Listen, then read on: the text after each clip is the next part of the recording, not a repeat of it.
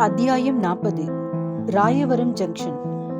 சாதாரணமாகவே ஒரு ரயில்வே ஜங்ஷனை போல கலகலப்பான இடம் வேறு கிடையாது என்று சொல்லலாம்.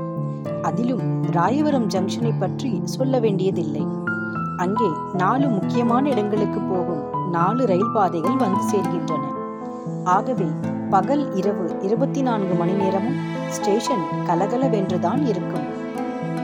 ஆஹா, அங்கே எத்தனை விதமான வாசனைகள் தான் கலந்து வருகின்றன.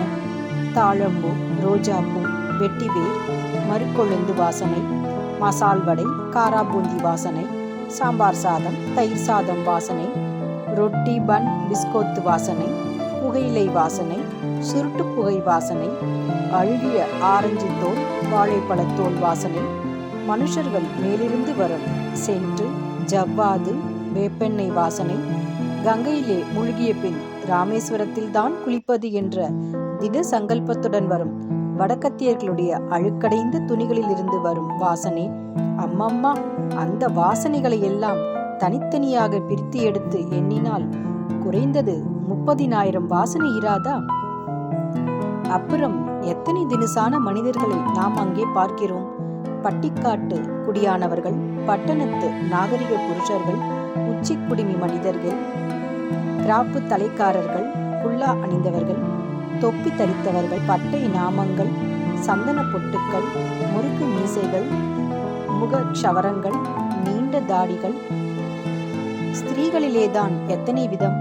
கொரநாட்டு புடவை தரித்தவர்கள், புதுச்சேரி சில்க் அணிந்தவர்கள், நெற்றி நிறையும்படி குங்கும பொட்டு இட்டவர்கள், கண்ணுக்கு தெரியாதபடி சிறு சாந்து பொட்டு வைத்தவர்கள், தலை பின்னி தொங்க விட்டவர்கள், பின்னலை எடுத்து கட்டியவர்கள், பின்னாமல் கொண்டை போட்டு கொண்டவர்கள், வைரக்கம்மல்கள், தொங்குகிற டோலாக்குகள்.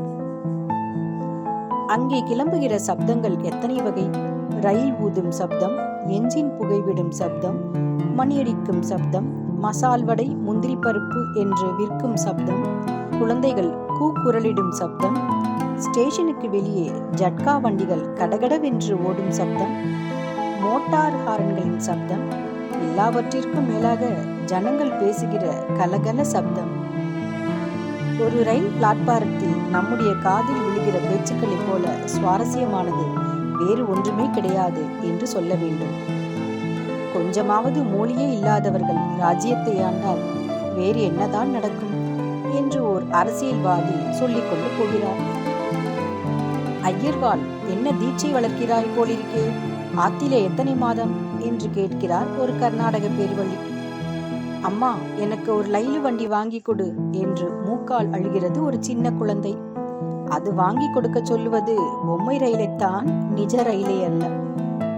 ஏன் சார், இன்றைக்கு பேப்பரில் என்ன ஒரு இழவும் இல்லையே என்று சொல்லிக் கொண்டு போகிறார் ஒரு பத்திரிகை பிரியர்.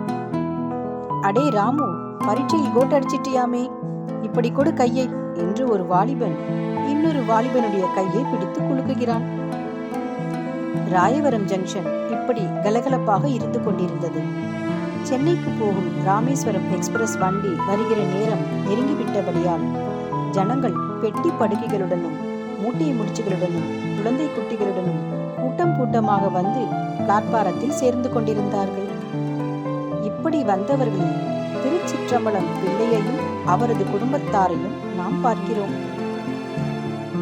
மேம்பாலத்துக்கு போகும் படிக்கட்டின் அடியில் விழுந்திருந்த நிழலில் ஒரு பெட்டியின் மேல் உட்கார்ந்திருந்தாள் கல்யாணி. அத்தை அவள் பக்கத்தில் நின்றாள். திருச்சிற்றம்பலம் பிள்ளையும் அவருடைய மனைவியும் குழந்தைகள் அங்கும் இங்கும் ஓடாமல் தடுத்து நிறுத்தும் பெரும் முயற்சியில் ஈடுபட்டிருந்தார்கள். வண்டிக்காரர்கள் 2 பேர் கையில் தார்குச்சியுடன் பயபக்தியோடு சற்று தூரத்தில் நின்றார்கள். அந்த பிளாட்பாரத்தில் கூடியிருந்த அவ்வளவு ஸ்திரீகளுக்குள்ளும் கல்யாணிதான் அழகும் வசீகரமும் பொருந்தி விளங்கினாள். அவ்வழியே போன ஸ்திரீகள் அவளை பொறாமை பொங்கிய கண்களுடன் பார்த்து கொண்டு போனார்கள். புருஷர்கள் எங்கேயோ பார்க்கிற பாவனையுடன் அவளை பார்த்து கொண்டு சென்றார்கள். பட்டு உருமாலையும் ஜவ்வாது பொட்டும் தரித்த ஓர் இளைஞன் அவ்வழியாக குறுக்கே நெடுக்கே 5-6 தடவை போய்விட்டான். முதலில் 2 நிமிஷம் கல்யாணி பிளாட்பாரத்தின் நாலாபுரமும் பார்த்து பார்த்து ஆச்சரியப்பட்டு கொண்டிருந்தாள். அப்புறம் பட்டென்று அவள் முகத்தில் ஒரு மாறுதல் உண்டாயிற்று. கவனத்துடன் எதையோ கேட்பவள் போன்ற பாவனை தோன்றிற்று. 5 நிமிஷத்திற்குள் அவளுடைய முகத்தில் 1000 விதமான பாவங்கள் காணப்பட்டு மறைந்தன. வியப்பு, கோபம், ஆவல், ஆத்திரம், சந்தேகம், பரபரப்பு, இவ்வளவு பாவங்களும் மாறி மாறி தோன்றின. அவளுக்கு கொஞ்ச தூரத்தில் சிலர் கும்பலாக நின்று பேசிக் கொண்டிருந்தது அவளுடைய காதில் விழுந்ததுதான் இதற்கு காரணமாகும். கூட்டத்தில் ஒருவர் சொல்கிறார், அதை ஏன் கேட்கிறீர்கள்? சென்னை பட்டணமெல்லாம் ஒரே கொள்ளென்று போயிருக்கு. அடாடா, அந்த திருடனுடைய சாமர்த்தியத்தை சொல்லுகிறார்கள், அப்படியே சொல்லுகிறார்கள். கூட்டத்திலே இன்னொருவர், ஏன் சார், அது எப்படி பெரிய கூட்டத்திலே அத்தனை போலீஸ்காரனுக்கும் டிமிக்கி கொடுத்துவிட்டு அவன் தப்பித்துக் கொண்டான்? நம்ப முடியாத அதிசயமாய் இருக்கிறதே.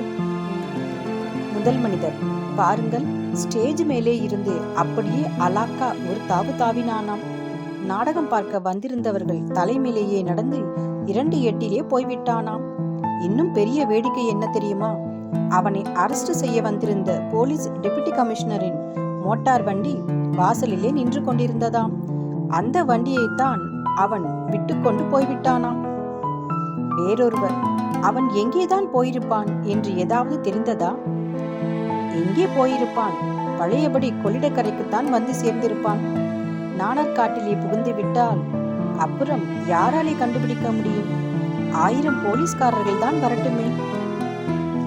ஆமாம், நாணற்காட்டிலே புகுந்து விட்டால் சாப்பாட்டுக்கு என்ன வழி? அது தெரியாதா உங்களுக்கு? கொள்ளிடக்கரையிலே ஏதோ ஒரு கிராமத்தில் அவனுக்கு யாரோ ஒரு பெண் பிள்ளை இருக்காளாம். இதற்கு என்ன சார் இவ்வளவு ரகசியம்? முத்தையன் போகிற ஊரெல்லாம் தான் அவனுக்கு ஒரு பெண்டாட்டி இருக்கிறாள் என்று சொல்கிறார்களே.